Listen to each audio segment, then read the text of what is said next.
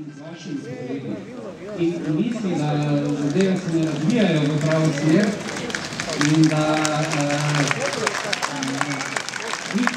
Državljanom Slovenije je dokončno prekipelo, zato so se zbrali na trgu Leona Štuklja, da na glas povedo, da imajo dovolj te izkoriščevalske politike. Vedno nič se ne zgodi, slabo se spi, kako dolgo bomo še vohali, tale smrad politični, smo siti vsega, samo kruh, ne, daj že kruh nam vrni, da se da... Prihodnost je na strani pogumnih in to smo, verjamem, vsi tisti, ki smo danes tukaj.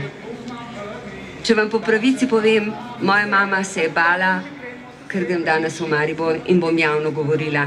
Bala se je zato, ker sem bila tudi ena od organizatorjev shoda, ki smo ga organizirali kulturniki proti ukinitvi kulturnega ministrstva.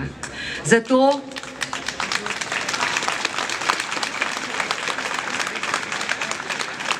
v tem smislu razumem tudi Janjine besede in razumem besede vseh, ki so že govorili. Ampak verjamem... Zakaj si se udeležila današnjega protesta? Ker je tega vsega že zdavnaj dovolj. Torej, kaj je po tvojem izvirni greh trenutne vlade? Kraja. Še kaj? Kraja. Kaj pa to, da sedijo v vladi ljudje, ki so s ponarejevanjem prišli do izobrazbe? Zmagovalci. Hvala. Kaj je po tvojem izvirni greh trenutne vlade? Izvirni greh trenutne vlade? Ali najhujši? Najhujši greh trenutne vlade? Veš kakaj, mislim, da vlada so predstavniki ljudstva, tako da to je zdaj vprašanje, kjer je najhujši greh ljudstva. To pa mislim, da je to, da izberejo takšno vlado. Pa smo jo res brali? Ja, čisto očitno. Če ne bi ljudje bili za takšne stvari, ne bi to laufalo. Kot moj prijatelj Roj pravi, če bi vsi ostali en teden doma, bi vse crknilo. Tako da očitno smo hlapci še dovolj siti, da pustimo to. No pa očitno nismo, glede na to, da se je danes kar nekaj ljudi tukaj zbralo na protestu, ki nasprotuje tej vladi. Res je, jaz sem bil že na takšnem protestu, ki je bil lani organiziran, pa nas je bilo, mislim, da skoraj 10-krat manj. In je bilo zelo žalostno, tako da danes je dosti boljše. Jaz že od nekdaj podpiram človeka, da podpira samega sebe.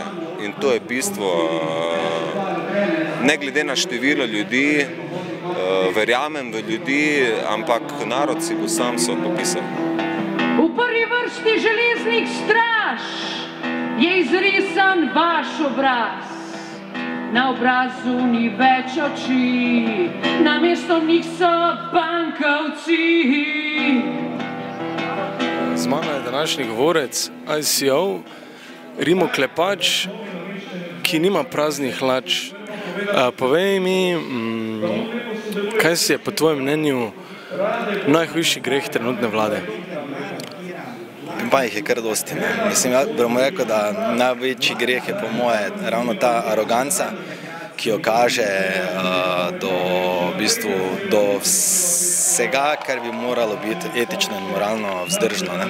Torej, ruši pravno državo, se požvižgajo na vse sodbe, ki jim v bistvu grozijo določenim ljudem, ki so na oblasti in enostavno režejo, bomo rekli, vsem slojem prebivalstva, razen tistim najbogatejšim, tisti prihodek, ki ga že ima, da že tako težko preživimo iz dneva v dan. To se pravi, režejo tistim, ki sploh niso krivi za krizo? Ja, nažalost, ja, v bistvu to delajo. Ker je tudi v bistvu zgodba tudi, da potem tako zmanipulirajo vse skupaj medijsko, da potem tudi linčajo javni sektor, ki konec koncev ni kriv, razumeš. Kar pomeni, da jaz, ko imam otroka, nočem, da režejo v javnem sektorju in režejo denar recimo tistim, ki delajo v vrtcev in v izobraževalnih ustanovah, zaradi tega, ker se bo to potem definitivno negativno prenašalo tudi na mojega otroka v prihodnosti. Pa se ti zdi, da lahko vlada, v kateri sedijo poslanci, katerim je bilo očitno dokazano, da so s plagiatorstvom prišli do svoje izobrazbe, sploh kredibilna? Ja, mislim normalno, da ne. Mislim, se ne gre samo za plagiatorstvo, gre se tudi za to, da so določeni ljudje v kazenskih postopkih in bi že zaradi higieničnosti oziroma zaradi moralnih in etičnih načel morali odstopiti in v bistvu enostavno dati to mesto nekomu drugemu, ampak glede na to, da že v bistvu, če to ljudje na najvišjih položajih v Sloveniji tega ne naredijo, potem se normalno to prenaša tudi na nižje sfere in zato pa imamo tako, kot imamo, totalno koruptivno državo, kjer enostavno ni nobenih več vrednot in enostavno potem vsi kradejo. Glejte, www.dostop.si